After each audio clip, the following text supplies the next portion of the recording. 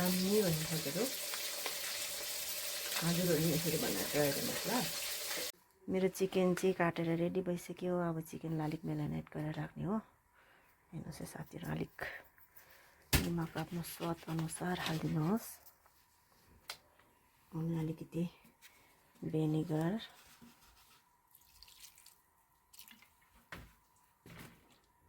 अलिक बेसी हालिदिनुहोस्, अचारको लागि हो नि त।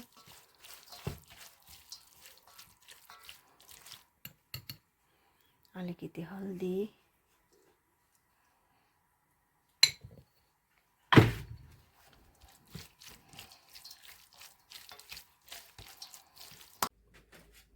साथीहरू यसमा चाहिँ के मसला जान्छ म देखाउँछु ल तपाईलाई। हेर्नुहोस् है, गोटा जिरा अनि 5 फुरन यति हाल्नुहोस्।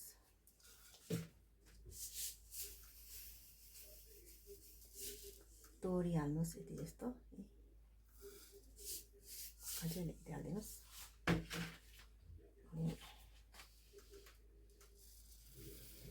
सेतो तिल हालिदिनुहोस् यति जस्तो हो। तपाईले कति हाल्नु मन लाग्छ त्यति हाल्नुहोस्। म चाहिँ त्यति हालेर अझै यति जस्तो हालिदिन्छु। तोरी, सेतो तिल अनि यो तिम्बुर चाहिँ अलिक एकछिन हाल्नुपर्छ साथीहरू। यसलाई म पहिला रोस्ट गरिहाल्छु ल साथीहरू।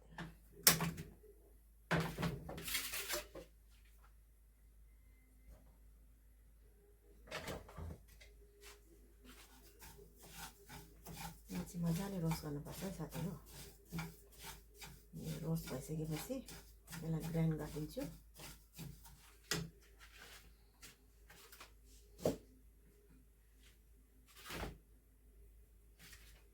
एक साइडमा चाहिँ मेरो यो खोर्सानी पनि फ्राई गरिहाल्छु।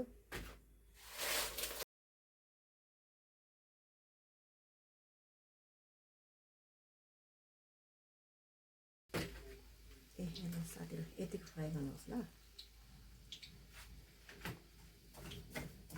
साथमा यसलाई पनि हेर्दै गर्नुपर्छ, फेरि यो डढ्छ नि त। म चाहिँ चिकन अचार यसरी बनाउँछु साथीहरू। हजुरहरू कसरी बनाउनुहुन्छ?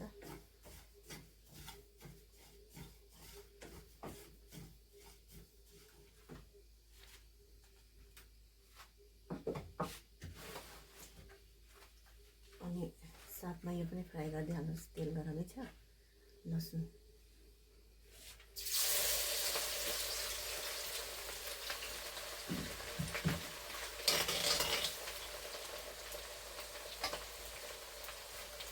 अलिअलि ब्राउन हुने त गर्नुपर्छ साथीहरू। हेर्नुहोस् साथीहरू, यो यतिको भएपछि यो तिम्बुर हालिदिनुहोस्। तिम्बुरलाई बेसी रोस्ट गर्नु पर्दैन, अलिअलि गर्दा भइहाल्छ।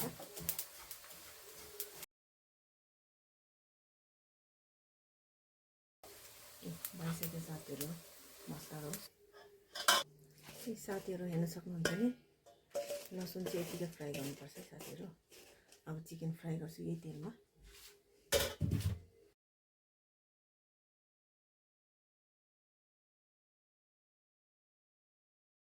मसला चाहिँ ग्राइन्ड गरिहाल्नु साथीहरू। चिकन पत्ता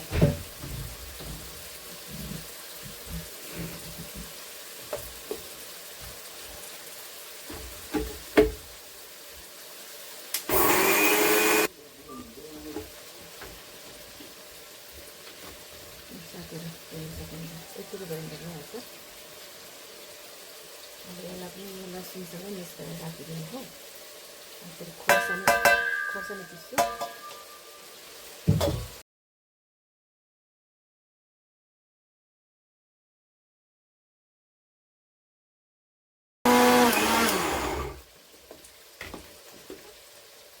के भयो साथीहरू, यतिको चाहिँ गर्नुहोस् तपाईँले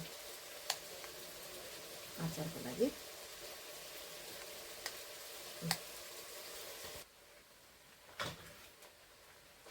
मेरो चाहिँ मसला रेडी भइसक्यो साथीहरू। हेर्नुहोस्, यसमा मैले निमक पनि अलिकति हालिदिएको छु मसलामा। सबै मसलाहरू फ्राई गरेर ग्राइन्ड गरेर अनि मिसाएको छु। लसुन चाहिँ गोटा नै राखेको छु फ्राई गरेर। अब यसमा सबै मैले एड गरिसक्यो। अब यसलाई मिक्स गरेर अब चिकन रोस्टलाई हाल्छु, त्यहाँबाट मिसाउँछु। हेर्नुहोस् साथीहरू, यत्रो चिकन चाहिँ फ्राई गरेर यति मात्रै भयो। अब यसलाई यसमा मिसाएर अलिकति तेल हालेर रेडी हुन्छ नि साथीहरू। त्यसलाई पुरा मिक्स गर्नुपर्छ है साथीहरू, देखाउँछु ल। यो चाहिँ साथीहरू हेरिदिनुहोस्। अब चाहिँ मेरो तेल तातिसक्यो साथीहरू, म अब यसमा फेरि तेल हालेर अनि मिक्स गरिदिन्छु है।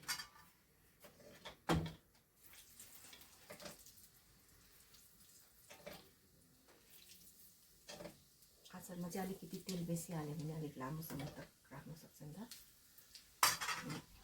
लामो समय तक राख्नु छ भने चाहिँ तेल बेसी हाल्नु हो।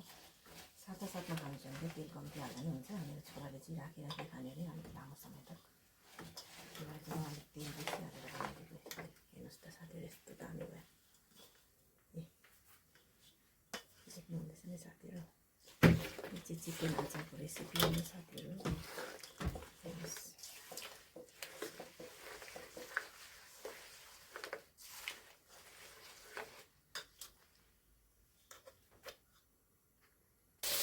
आज चाहिँ म यसलाई टेस्ट गरेर हेर्छु कस्तो रहेछ।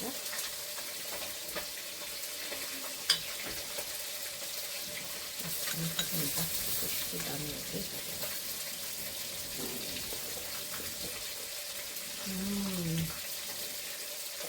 दामी भन्छ साथीहरू। हजुरहरू नि यसरी बनाएर ट्राई गर्नुहोस् ल। अलिक पिरो भन्छ।